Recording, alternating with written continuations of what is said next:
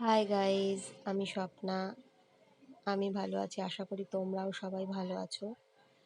আর আমার এই চ্যানেল স্বপ্নাস ওয়ার্ল্ডে তোমাদের সবাইকে ওয়েলকাম।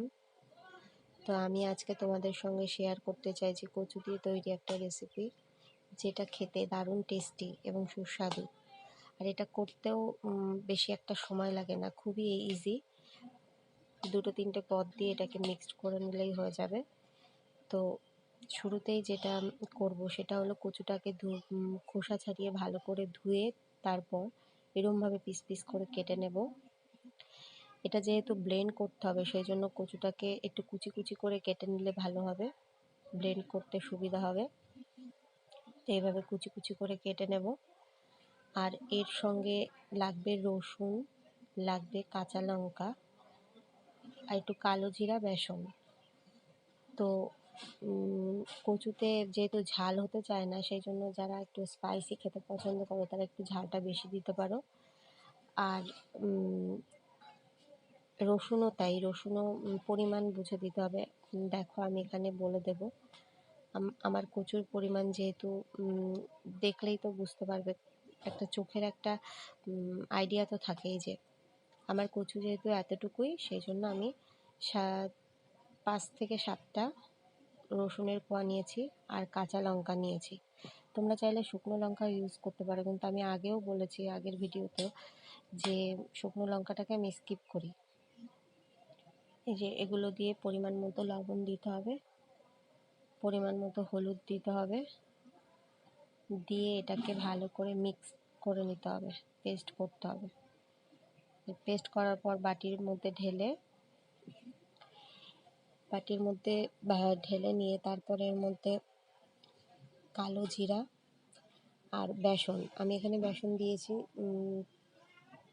3 টেবিল স্পুন বেসন দিয়ে এটাকে আবার ভালো করে চামচ দিয়ে বা ডিম ফ্যাটানি হোক বা যার যেটা দিয়ে সুবিধা হয় সেটা দিয়ে ভালো করে এটাকে মিক্সড করতে হবে।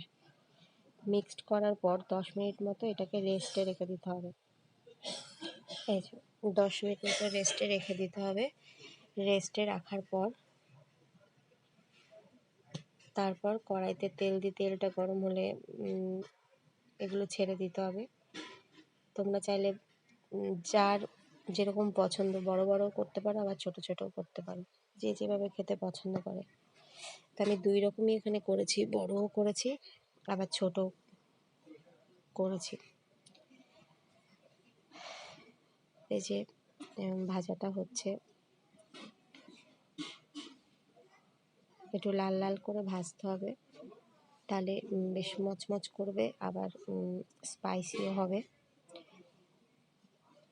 তোমরা চাইলে এটা ভাজার পর পর একটা টিস্যু পেপারের ওপর রেখে দিতে পারো, তাহলে তেল যেটা বাড়তি তেল, মানে ভাজাভুজি খাওয়া তো শরীরের পক্ষে খুব একটা ভালো হয় না, সেই জন্য বাড়তি যে তেলটা সেইটা ওই টিস্যু পেপার টেনে নেবে।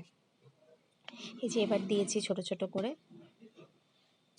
করে এটাও ওরকম ভাজা হয়ে গেলে লাল লাল করে ভাজতে হবে একটু। ভাজা হয়ে গেলে টিস্যু পেপারের ওপরে রাখলে বাড়তি যে তেল সেটা টেনে নেবে, যেটা স্বাস্থ্যের পক্ষেও ভালো। যদিও যারা খাবার রসিক তাদের কাছে এত কিছু করতে গেলে আবার খাওয়াটা হবে না পছন্দ মতো। তো যাই হোক, এটাকে ভালো করে ভেজে নিয়ে তারপর তুলতে হবে। তুলে তোমরা চাইলে কোনো সস দিয়েও খেতে পারো, আবার গরম গরম ভাতের সঙ্গেও খেতে পারো। এই যে এটা রেডি হয়ে গেছে, দেখো